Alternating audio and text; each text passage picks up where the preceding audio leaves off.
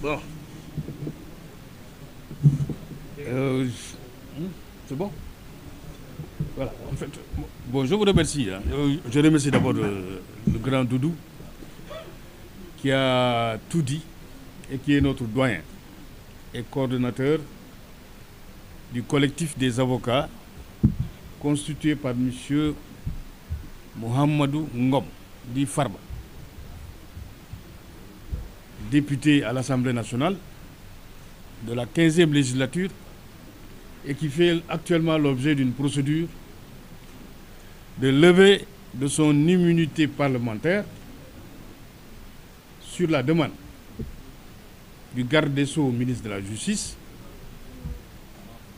qui a été saisi par le procureur général près la cour d'appel de Dakar par un courrier en date du 3 janvier. Donc ce n'est pas une nouvelle affaire, c'est une ancienne affaire. Parce que le procureur général, près la cour d'appel de Dakar, a saisi le garde des Sceaux par un courrier en date du 3 janvier 2025 pour demander au garde des Sceaux de saisir l'Assemblée nationale afin de lever l'immunité parlementaire du député Farba Ngom. Et le procureur général a formulé cette demande sur la demande encore du procureur du parquet financier, M. Abdoulaye Sylla, qui certainement a été saisi d'un rapport de la CENTIF, qui est la cellule de traitement des informations à caractère financier. Et dans ce document dont on n'a pas encore eu connaissance, il est fait état, en tout cas dans la presse, parce qu'il y a eu deux communiqués, un communiqué qui n'est pas signé et un communiqué qui est signé. Dans le communiqué qui n'est pas signé, on a fait état, on a visé nommément M. Farba Ngom et on a fait état de malversations financières qui tourneraient autour de 125 milliards. En tout cas, c'est des transactions douteuses, d'un montant de 125 milliards. Et dans le deuxième communiqué, je pense que ça a disparu. Mais toujours est-il que M. Farba Ngom, qui a entendu à travers la presse qu'il était visé et qui a eu la certitude, par le biais de la procédure de levée de son immunité parlementaire, qu'il est nommément visé, certainement par cette procédure qui va être engagée, donc a estimé nécessaire de constituer un collectif. Un collectif qui n'est pas fermé d'ailleurs, parce que d'autres avocats pourraient éventuellement se joindre à ce collectif sur la demande de Farba Ngom. Mais toujours est-il qu'en l'état actuel, il a consulté 4 avocats. Et ces 4 avocats-là, c'est le doyen Doudou, c'est moi, M. Babouka Sissé, M. Alassane Sissé et M. Pascal Gomis, qui eux ne sont pas là, parce que je ne les ai pas vus en tout cas, mais le doyen Doudou a dit que c'était indépendant de leur volonté. Mais toujours est-il que ce qu'il faut retenir, c'est que Farba Ngom n'a jamais eu connaissance d'un rapport de la CENTIF qui l'incrimine ou en tout cas qui l'épingle, pour reprendre une expression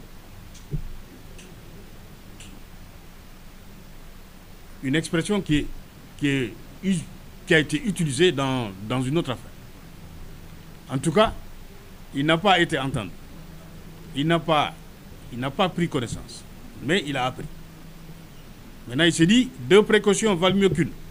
Ce que je vais faire, c'est aussi simple, c'est de consulter un collectif pour au moins me défendre.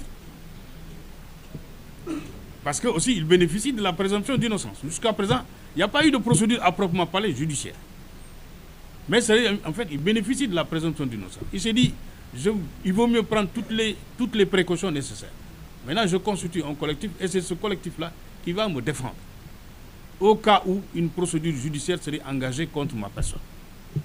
Donc, c'est pourquoi nous avons estimé nécessaire au moins d'alerter l'opinion publique nationale et internationale sur le fait que M. Farbangom, que l'on a jeté comme ça en pâture, que l'on a jeté à la vindicte populaire.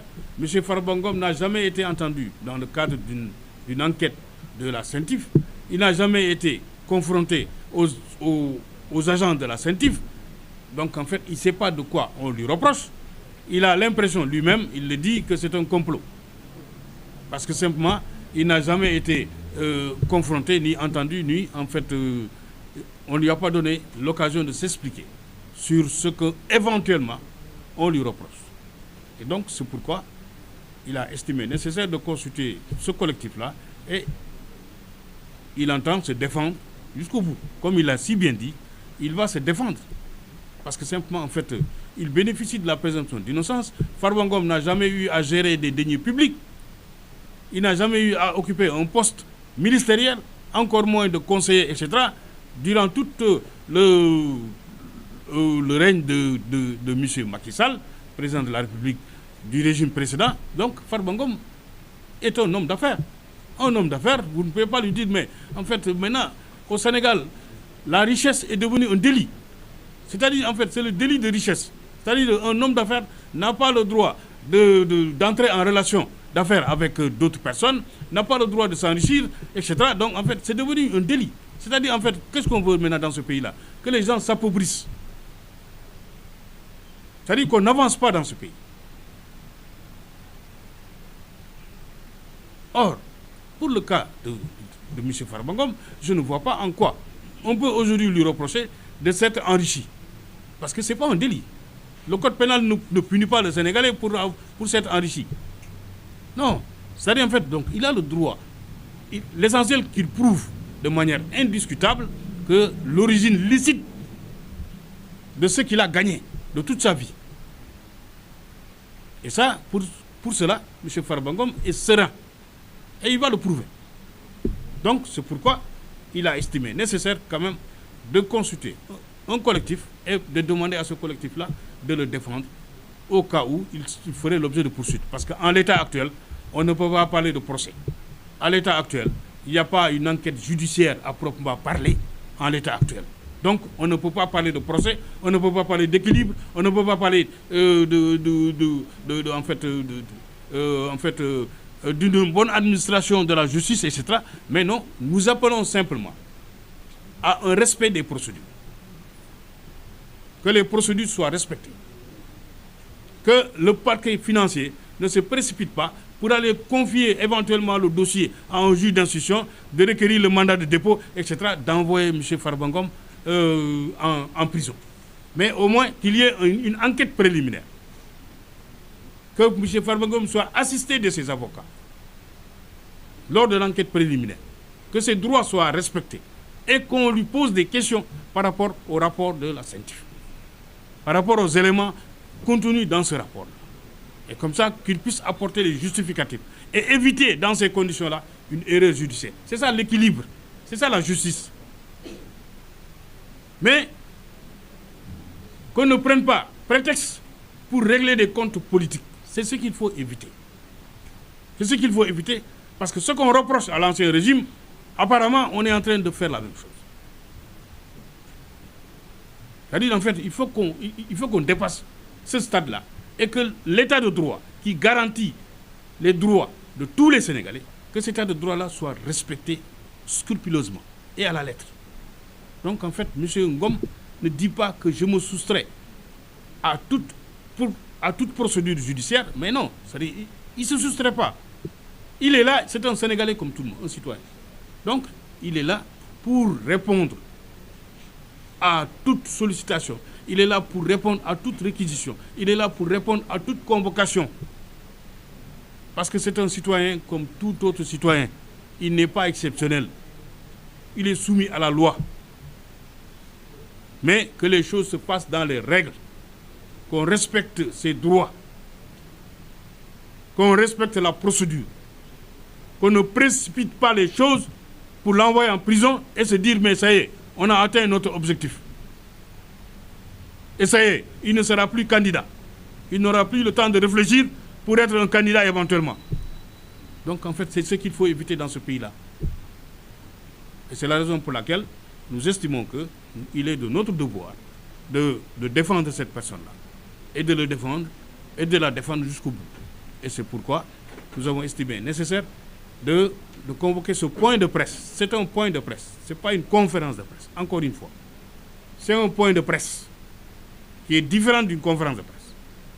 Donc nous avons simplement fait une communication. Et donc par conséquent, nous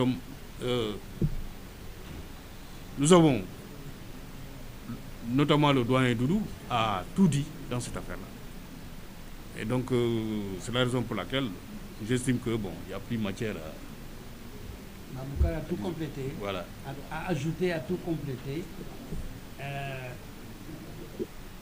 Maguendiaï. Ah? Ah, Wolof.